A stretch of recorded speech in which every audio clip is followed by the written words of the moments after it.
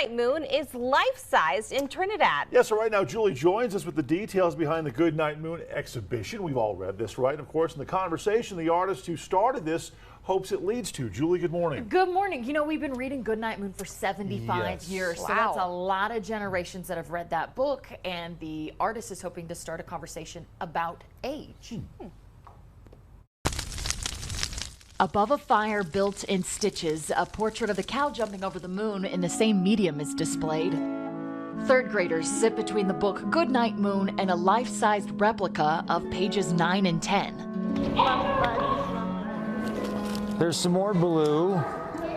With yarn, their own art forms.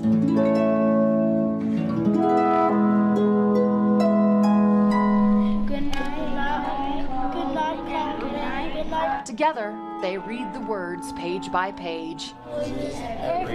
So Goodnight Moon originally was, I don't think they had this term back then, but it was shadow banned. For 75 years, it's been this book uniting generations. Though when it was first published, Ken says, this book wasn't accepted by the New York Public Library's Children's Library, and because of that, it lacked traction across the country. Perhaps it was because of the book's lack of fantastical creatures, instead rooted in realism.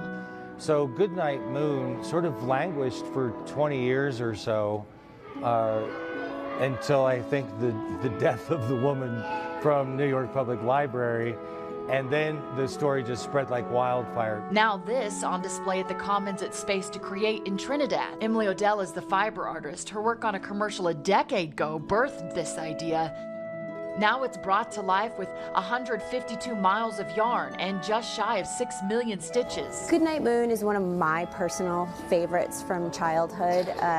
You know, I remember it from being a child. I remember it from being a babysitter and reading it to all of the kids that I babysat for, and it being one of their favorites. Everywhere. That was great. It always just sort of touched me, particularly this line actually, "Good night, nobody." I can't really explain it, but I have a visceral reaction to it every time I read it. Though through the eyes of these third graders, this massive piece of art, a conduit to talk about their favorite book. But the intention behind it is to start a conversation about an aging population. Emilie and Ken both say that while the country will catch up, it's something Southern Colorado has been faced with for years. More people over the age of 60 than under 18. What it means is that, you know, all of the systems that have been built for our country, Social Security is one really good example of that, have been built with the model of there being more people who are younger to take care of things and to be able to take care of the older generations. But now that we've got more people who are older than are younger, we don't actually have as many people to take care of those systems. We don't have as many people who are paying into Social Security as we need if we're going to be able to take care of everybody who is on Social Security. So that's one of the ways that this is starting to show up, and it's going to become more and more apparent as the entire country meets these marks. People across the spectrum of age can come together and share in something that they all appreciate.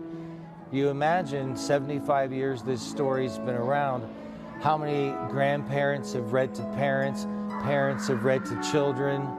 I mean, it's a multi-generational story. Currently, the Goodnight Moon exhibition is on display in Trinidad until July 7th.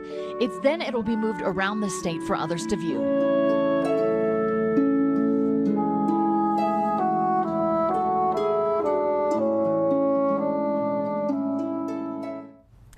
The artist there spending months crocheting, knitting, That's doing incredible. all sort of stitch work to make that happen. And it is really a good conversation that I think we probably have to start thinking about sometime. Right? So an art as a way to start that dialogue. Did they pitch all those kids who were there about what their responsibilities are? They said, gather around, children. Here's a book. Less of you than the elder. That's right. Start paying into it, man. Come on, kid. Take care of me. Get to work.